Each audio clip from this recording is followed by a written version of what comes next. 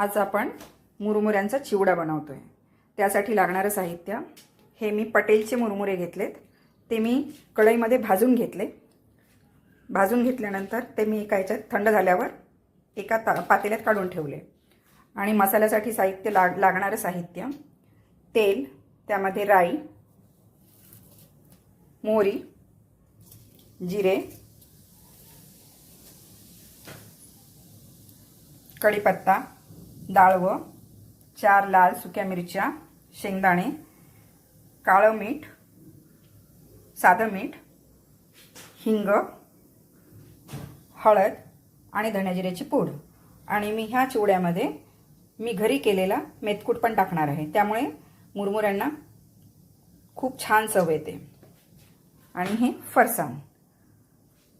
तर चला आपण कृतीला सुरुवात करूया। मोहरी तडतडती आहे।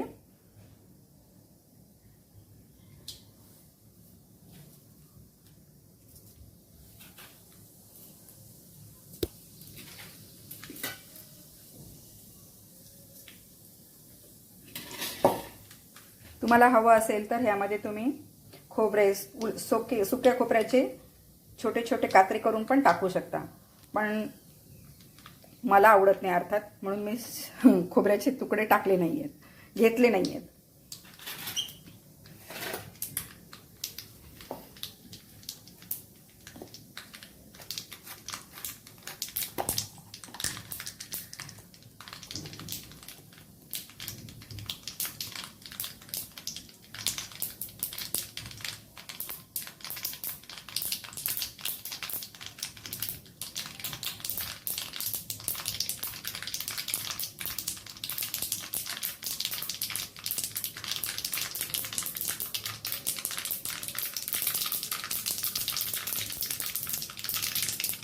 आता यामुळे आपण थोडंसं हिंग घालूया।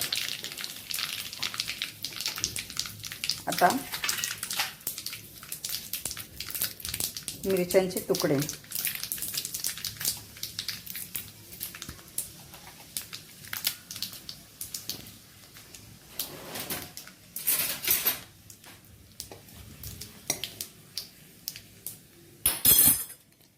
त्याबरोबरच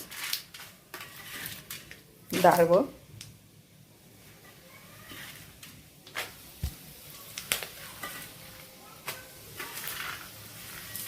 शेंगदाणे, शेंगदाण्याचं टरफल पाहिजे तर तुम्ही काढू शकता, पण मी काढत नाही। कढीपत्ता,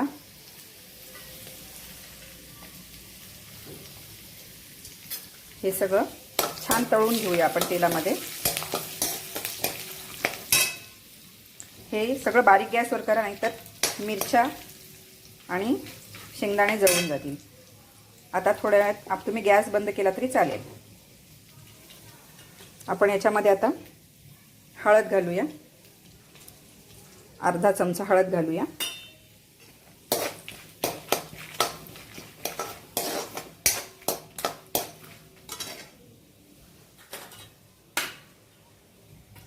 दोन चमचे धण्याजिऱ्याची पूड,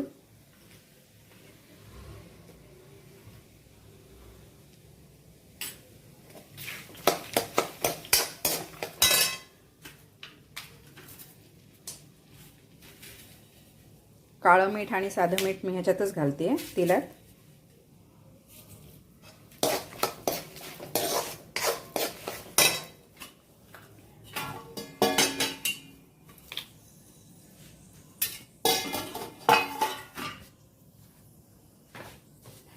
आपला मसाला जळू नये म्हणून मी गॅस बंद केला होता। गॅस बंद केलाय।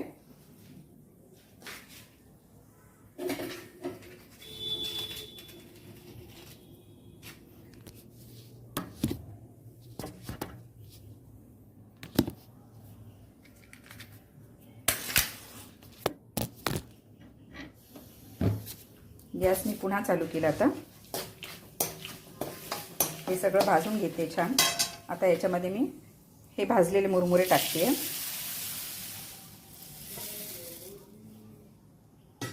आणि हे मस्तपैकी आपण हलवू। गॅस छोटाच ठेवा।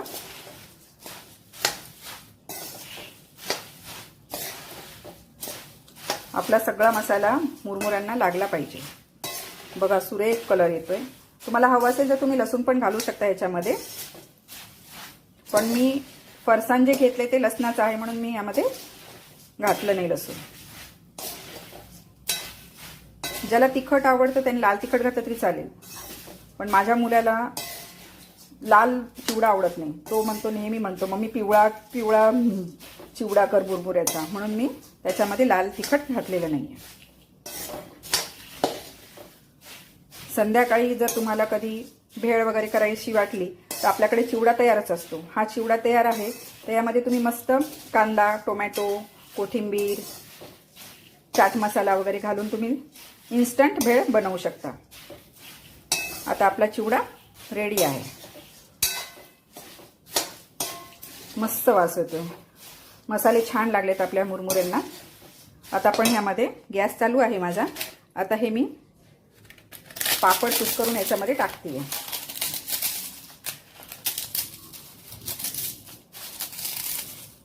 आता मी गॅस बंद करते. आपले मुरमुरे भाजलेलेच असल्यामुळे आपल्याला पुन्हा त्याला जास्त परतायची गरज नाही आहे. वाव, मस्त.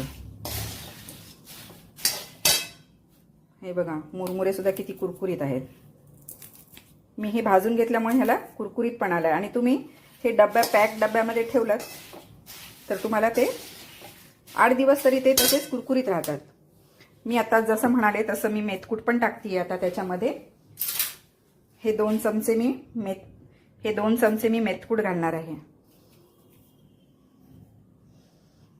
हे पण पूर्ण मुरमुऱ्यांना लागले की त्याचा एक मस्त वास येतो, खूप छान. आमच्याकडे मेथकूट पोहे खूप खाल्ल्या जातात, त्यामुळे मला मेथकूट चिवड्यात असू देत किंवा पोह्यांमध्ये आणि भरपूर कोथिंबीर घालून खायला खूप आवडतात.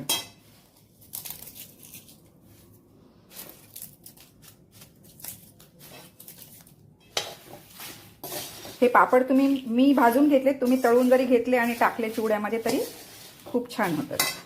आता हा मी फरसाण पण टाकून देते.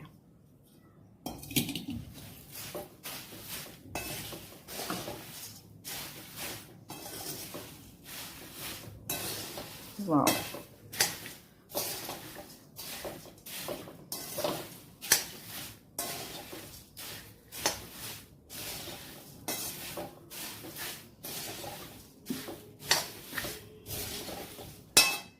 मस्त.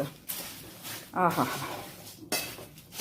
ह्यात तुम्ही लिंबू सत्व किंवा लिंबाचा थोडंसं रस जरी घातला आणि साखर, बारीक साखर वरून जरी भुरभुरली तरी खूप छान टेस्ट येते. थँक्यू.